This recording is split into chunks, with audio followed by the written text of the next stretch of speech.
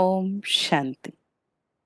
पिछले एपिसोड में हमने सुना कि जब हमारा मन अपसेट होता है तो उसको तुरंत सेट करने के लिए हमें अपने आसपास लाइकेबल ट्रिगर्स यानी पसंदीदा ट्रिगर्स आसपास तुरंत जनरेट करने होते हैं। ये इसका अर्थ ये है कि हम अपने मन में, मेमोरी में, मतलब हमारी अंतर चेतना में वैसी यादें रिवाइज करें जिसके कारण हमें सनी थॉट्स, मतलब साफ चित्र देने वाले, अच्छे हेल्दी चित्र देने वाले संकल्प उत्पन्न हो और हमारा जो खराब मूड है वो जल्दी से सेट हो जाए। लेकिन बात यहाँ ही खत्म नहीं होती है, क्योंकि जैसे ही हमारा खराब मूड सेट होता है, जितनी जल्दी खराब मूड सेट हो जाता है, ऐसा होता है हमारे साथ कि उतनी ही जल्दी हमारा अच्छा मूड फिर से खराब भी हो जाता है, क्योंकि हमने अपने मन को ट्रेनिंग नहीं दी हुई है लंबे समय तक ठीक रहने के लिए। अब जैसे कि कभी हमारा मूड खराब हो गया और मैंने अच्छी-अच्छी बातें अपने अंदर याद करके, वो जो बढ़ती हुई नेगेटिव एनर्जी थी खराब मूड के कारण, मूड खराब होते ही क्या होता है, दुनिया की सारी चीज़ें हमें खराब दिखने लगती हैं। आस-पास के लोग, जो व्यक्ति जो कुछ भी कह रहा है मुझे खराब ही दिखने लगता है। तो उस समय हम क्या करें कि वो वाली चिंतन जो हमें सनी थॉट्स देते हैं, माना जो हमारे मन को शांत कर सके, खुशी का चिंतन करने लगते हैं। बचपन के दिन, सफलता के दिन, सुखदायी दिन हम उनको याद करने लगते हैं और वापस ये जो बढ़ती हुई नेगेटिविटी होती है ये धीरे-धीरे कम होने लगती है और धीरे-धीरे करके बहुत कम समय में हमारा मूड ठीक हो जाता है। लेकिन ये कोई सॉल्यूशन नहीं है। अपसेट से सेट होने का ये बहुत टेम्पररी तरीका है, क्योंकि कभी-कभी ये होता है हम किसी कारण से अपसेट हो गए और उसी समय हमें तुरंत किसी मीटिंग के लिए जाना होता है या तुरंत हमें कई लोगों के बीच में कोई निर्णय करना होता है। हमें एक्चुअली अपना ये चेहरा खुश दिखाना होता है थोड़े क्षणों के लिए, मतलब बात ये है कि उस समय हमें अपने मूड को अपसेट रखने की, हमारे चेहरे को खराब रखने की परमिशन नहीं होती है। अपने कर्तव्यों से बंधे हुए हम उस समय हमें अपने चेहरे को, मूड को ठीक करना बहुत ज़रूरी हो जाता है। भले टेम्पररी ही सही, लेकिन ठीक करना पड़ेगा और उसके लिए ये जो चिंतन है, जो हमारे लाइकेबल ट्रिगर्स हैं, उसको याद करने से हमारा मूड ठीक हो जाता है। ये तो बात हो गई, लेकिन इसके आगे क्या? अगर बार-बार मेरा मूड अपसेट होता रहा और मुझे बार-बार उसको सेट करते रहना पड़ा, तो इसे एक स्ट्रॉन्ग व्यक्तित्व तो नहीं कहेंगे।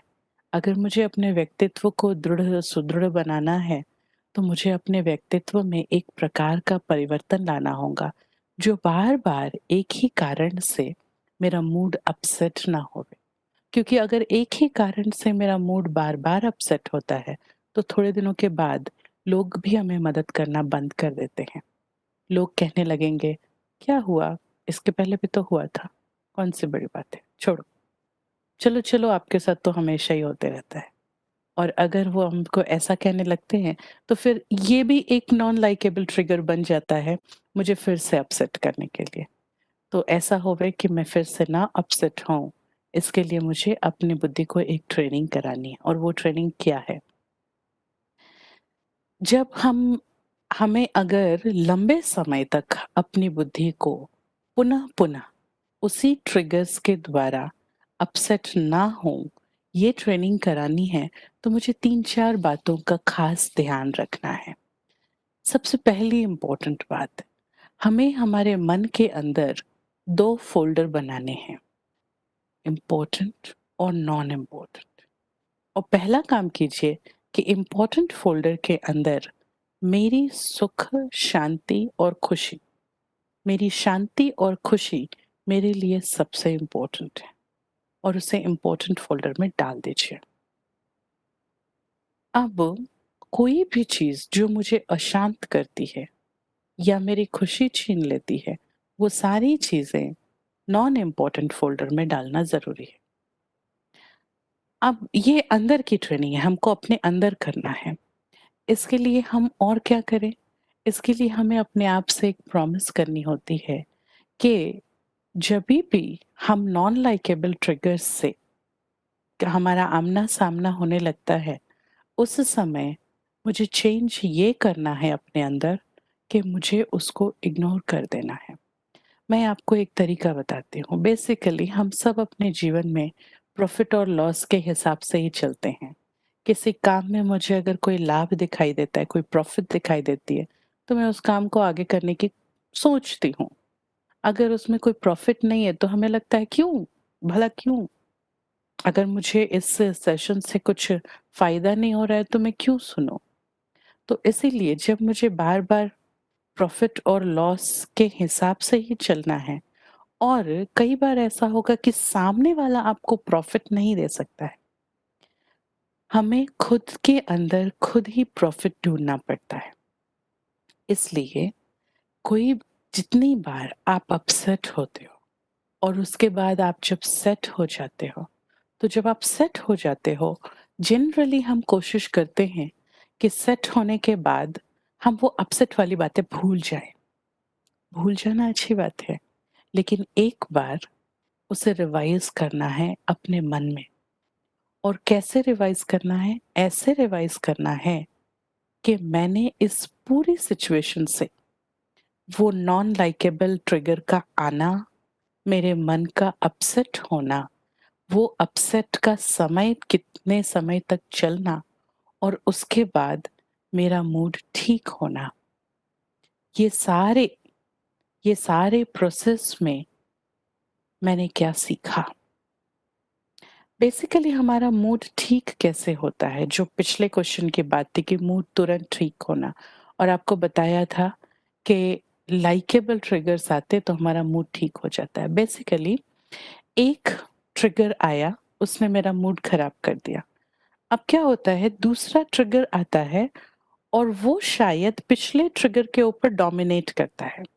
और वो जितना-जितना डोमिनेट करता है, उतना-उतना पिछला वाला मूड जो होता है वो सबसाइड हो जाता है, वो दब जाता है और ये नया वाला मूड इम्पोज़ हो जाता है। अब हमारा मूड ये है। ये वाला जो नया मूड है ये अच्छा भी हो सकता है, खराब भी हो सकता है। तो ऐसे ही क्योंकि मूड हमारे टेम्परेरी होते हैं, तो एक मूड दूसरे मूड को ओवरलैप करता है। तीसरा मूड पहले मूड को ओवरलैप करता है और ऐसे-ऐसे एक के बाद एक मूड ओवरलैप होते जाता है। यही कारण है कि लाइकेबल ट्रिगर्स को यूज़ करके हम अपना मूड इमीडिएटली सेट कर सकते हैं। लेकिन लॉन्ग टर्म के लिए ओनली लाइकेबल ट्रिगर से काम नहीं चलेगा। मुझे ट्रेनिंग ये करनी है कि जब मेरा मूड पुनः सेट हो गया, तब मैं ये समझूं कि ये नॉन लाइकेबल ट्रिगर मुझे क्या प्रॉब्लम करता था, जो मेरा मूड अपसेट हो जाता था।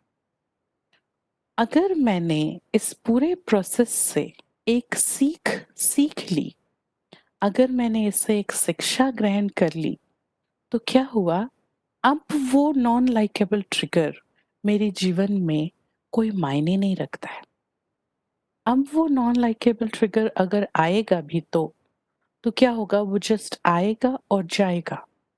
मेरे ऊपर वो कोई ख़ास प्रभाव नहीं डाल पाएगा क्योंकि मैंने शिक्षा ग्रहण कर ली। तो हर अपसेट मूड सेट होने के बाद अगर मैं उसको रिवाइज़ करूँ और उससे एक सीख ले लूँ, तो क्या होता है यही मेरी प्रॉफ़िट होती है। और जैसे ही मैंने इस पूरे घटनाक्रम से एक प्रॉफ़िट रिसीव कर ली, वैसे ही ये घटनाक्रम अब मेरे लिए नॉन इम्पोर्टेंट फ़ोल्डर में चला जाएगा। अब दूसरी बार उसी बात के लिए मेरा अपसेट होने की संभावना, मेरे मन के अपसेट होने की संभावना बहुत कम हो जाएगी। तो इस तरह से अपने मन को ट्रेनिंग दीजिए कि पुनः-पुनः अपने आप को अपसेट नहीं होने देना है। एक घटनाक्रम के बाद अपने मन को चिंतन करके उस घटनाक्रम से हमें एक शिक्षा ले लेनी है। उस ट्रिगर को नॉन इफ़ेक्टिव बना देना है। अभी तक वो लाइकेबल और नॉन लाइकेबल के बीच में चल रहा था, अभी हमें उसे नॉन इफेक्टिव कर देना। नॉन इफेक्टिव माना नॉन इम्पोर्टेंट, और हम अब उस चीज़ से बाहर आ जाते हैं। अब वो चीज़ हम पे कोई ख़ास असर नहीं करती है। जैसे क्या होता था बचपन में, अगर हमारी पेंसिल टूट जाती थी, तो भी हम अपसेट हो जाते थे। थोड़े बड़े होने के बाद पेंसिल टूटने से हमें कोई ख़ास फ़र्क नहीं पड़ता था। हाँ, लेकिन अगर मेरी नोटबुक गुम हो जाती थी तो बहुत फ़र्क पड़ जाता था। या अगर कोई हमारे नोटबुक से एक पेज फाड़ लेता था तो हमें फ़र्क पड़ता था। थोड़े दिनों के बाद हम उन चीज़ों से भी ऊपर उठ गए। उसके बाद अगर हम किसी दिन स्कूल में लेट पहुँचते थे तो हमारा मूड ऑफ हो जाता था। या अगर कोई मेरा दोस्त मुझसे बात नहीं करता था तो हमारा मूड ऑफ हो जाता था। अब हम और बड़े हो गए तो हमको समझ में आता है, मेरा दोस्त अगर आज मुझसे बात नहीं कर रहा, शायद वो बिज़ी है, कोई काम होता होगा। चलो कोई बात नहीं है, तो अब मेरा मूड ऑफ नहीं होता। तो इसका मतलब हमने उस घटनाक्रम से सीख ली। सीख ली है, तो क्या हुआ? अब वो ट्रिगर नॉन इफेक्टिव हो गया। अब वो ट्रिगर दोबारा मुझे अपसेट नहीं करता है, और ये शिक्षा हमें लंबे समय तक सेट सेट रखने के लिए ज़रूरी है। अब हम आते हैं फिर से क्वेश्चन नंबर 4। क्वेश्चन नंबर 4 हम फिर से चलेंगे उसी स्लाइड पर और देखेंगे क्वेश्चन नंबर 4 क्या था?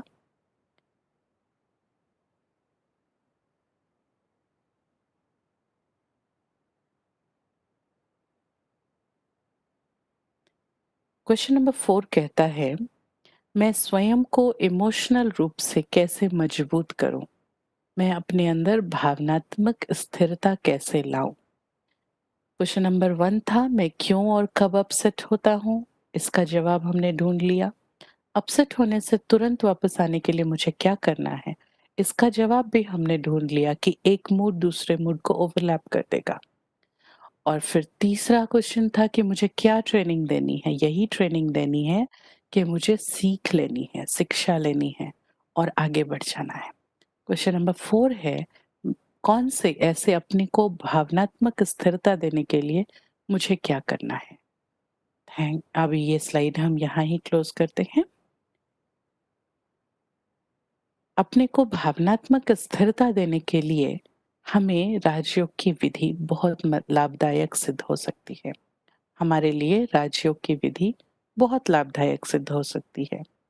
भावनात्मक स्थिरता के लिए हम अपने मन को शांत करके अपने आप को एक प्रकार की सिक्योरिटी के फीलिंग में ले जावे, सुरक्षा की फीलिंग।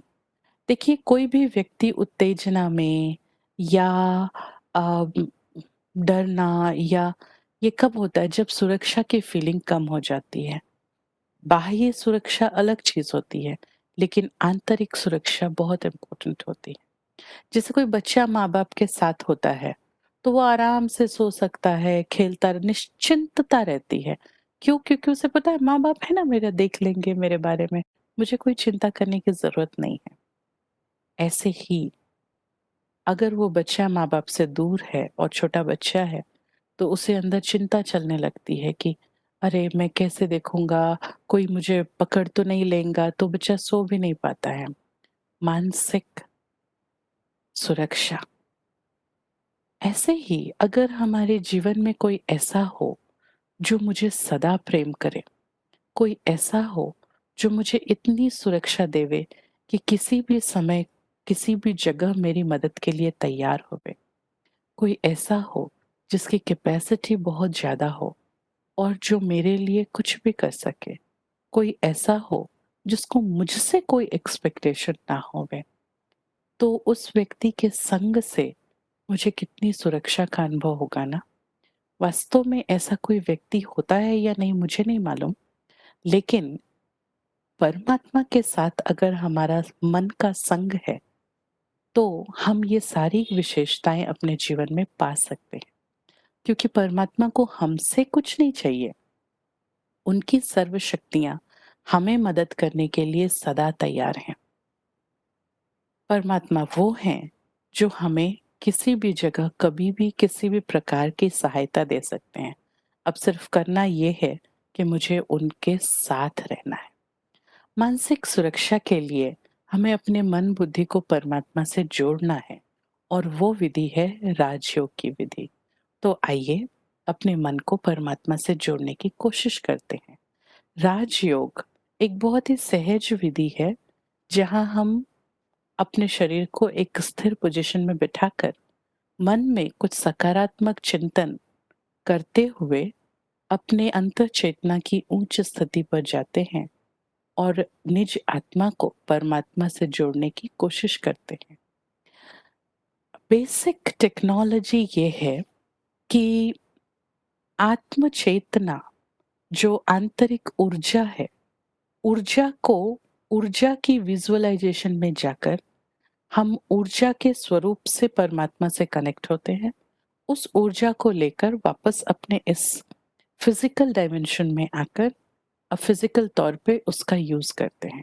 ये सुनने में जितना डिफिकल्ट है करने में उतना डिफिकल्ट होता नहीं है। तो चलिए अभी हम थोड़ी देर मेडिटेशन करेंगे। आप सब जहाँ भी बैठे हैं अपने आप को स्ट्रेट करके बिठाइए, आपकी पीठ सीधी हो और आप एक रिलैक्स्ड लेकिन अटेंटिव पोजीशन में बैठे हो, अलर्ट पोजीशन में बैठे हो। अपनी आँखों को आप स्क्रीन पर फोकस कीजिए। अब विजुअलाइज कीजिए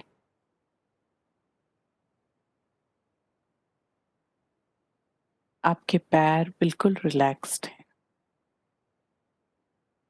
धीरे धीरे करके अपने पेट, छाती, कंधों को भी रिलैक्स कर दीजिए।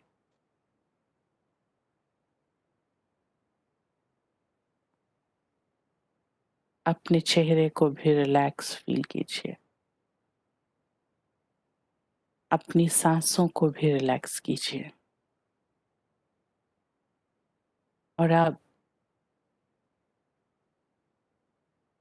विजुअलाइज कीजिए भ्रिकुटी के बीच में आप एक चमकती हुई आत्मा, एक मणि के समान हो, एक चमकता हुआ सितारा हो। आप ये चमकता हुआ सितारा अपने अंतर्मन की यात्रा पर जा रहा है। विजुअलाइज कीजिए आप इस भ्रिकुटी से अंदर की ओर एक यात्रा पर जा रहे हैं, बहुत अंदर, बहुत अंदर। और एक ऊर्जा का दरवाजा है। इस दरवाजे को क्रॉस करके अंदर जाइए। ये आपके अंतः चेतना का रूम है। विजुअलाइज कीजिए एक बहुत बड़ा हॉल है, बिल्कुल खाली, और आप एक कॉर्नर में खड़े हों। इस जगह से आप पूरे हॉल को देख सकते हो। विजुअलाइज कीजिए ये हॉल आपका मन है। मन में जैसे जैसे संकल्प उत्पन्न होते हैं वैसे वैसे इस हॉल में हवा में कई छोटे बड़े बॉल्स खेलते हुए नजर आएंगे। जब आप अपसेट हो तो आपके मन में बहुत संकल्प उत्पन्न होते हैं। विजुअलाइज कीजिए छोटे छोटे छोटे कई हजार बॉल्स इस बड़े से हॉल में हवा में तैर रहे हैं। ये बॉल्स इतने ज्यादा हैं और सभी कलर्स के हैं कि आप बिल्कुल समझ नहीं पा रहे हो कि आपके मन में क्या चल रहा है। लाल, पीले, नीले, काले, सफेद, हर रंग के बहुत सारे बॉल्स हैं।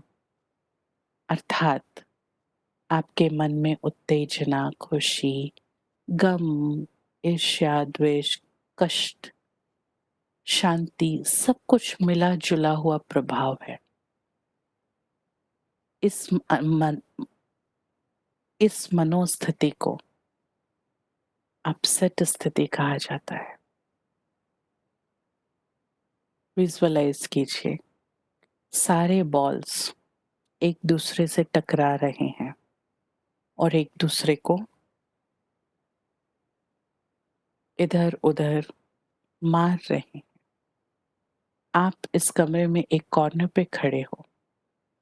विजुअलाइज कीजिए, आसमान से परमपिता परमात्मा की शक्तिशाली किरणें आपके ऊपर आ रही हैं।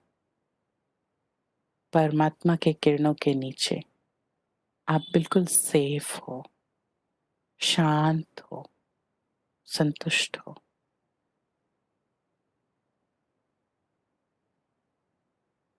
परमात्मा की किरणों के नीचे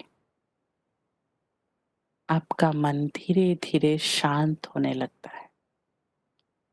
अब देखिए इस हॉल को, अंदर से परमात्मा की किरणें एब्जॉर्ब करते रहिए। इस हॉल में धीरे धीरे करके कई बॉल्स अदृश्य हो जाते, गायब हो जाते। जैसे जैसे आपका मन शांत होने लगा, वैसे वैसे क्रोध, फ्रस्ट्रेशन के बॉल्स गायब होने लगे और धीरे धीरे इस हॉल में बॉल्स की संख्या घटने लगी। घटते घटते घटते बॉल्स बहुत कम रह गए। इतना बड़ा हॉल है और बस 10-12 सफेद बॉल्स हैं। कोई भी बॉल किसी दूसरे बॉल से टकराता नहीं है। सब अपनी अपनी दिशा में आराम से फ्री मूव कर रहे हैं। ये शांत और सुखी मन की पहचान है। जितना जितना परमात्मा की लाइट मेरे अंदर प्रवेश करती जाती है, उतना उतना मेरा मन शांत हो जा रहा है। मेरी एनर्जी रिचार्ज हो रही है। मेरा अपसेट मन सेट हो रहा है। अब वापस इस हॉल को छोड़ के इस भ्रिकुटी के बीच की कॉन्शियसनेस में आइए। विजुअलाइज कीजिए, मैं इस फोरहेड पर एक चमकता हुआ सितारा हूं। मैं इस शरीर में रहने वाली चैतन्य ऊर्जा हूं। मैं इस शरीर का जीवन तत्व हूं। मैं एक चमकता हुआ सितारा हूं। मुझ सितारे के अंदर बिल्कुल शांति निहित है। अगर आपकी आंखें बंद हैं तो आंखें खोलिए और आपके सामने स्क्रीन पर इस ज्योति बिंदु को देखिए और फील कीजिए अभी आपका अंतर्मन कैसा फील करता है।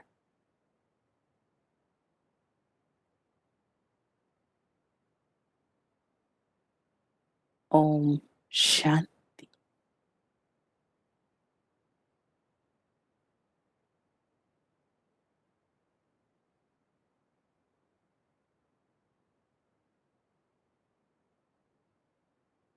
ओम शांति। जितना जितना हम इस प्रकार से मेडिटेशन करते हैं, जितनी बार हम कोशिश करते हैं कि मन से अननेसेसरी संकल्पों को हटा दें और मन में कम बॉल, कम संकल्प रहे, उतना उतना मेरी मानसिक स्थिरता बढ़ती जाती है। जितनी बार आप ये अनुभूति करने का प्रयास करेंगे, उतनी बार आपका मन सुदृढ़, सशक्त होता है। और ये अभ्यास करते करते धीरे धीरे हमारी इमोशनल स्टेबिलिटी बढ़ने लगती है। तो अपने मन को अपसेट मत होने दीजिए। अपसेट होने पर तुरंत आपको एज़ अ एसओएस क्या करना है, वो भी आपको पता चल गया। लंबे समय के लिए अपने आप को कौन-सी ट्रेनिंग देनी है और भावनात्मक स्थिरता के लिए हमें राजयोग की विधि का प्रयोग करना है। आशा करती हूँ आप अभी अपसेट नहीं होएँगे और आपका जीवन सदा सुखी, सुसंपन्न रहे। ओम शांति। इंसान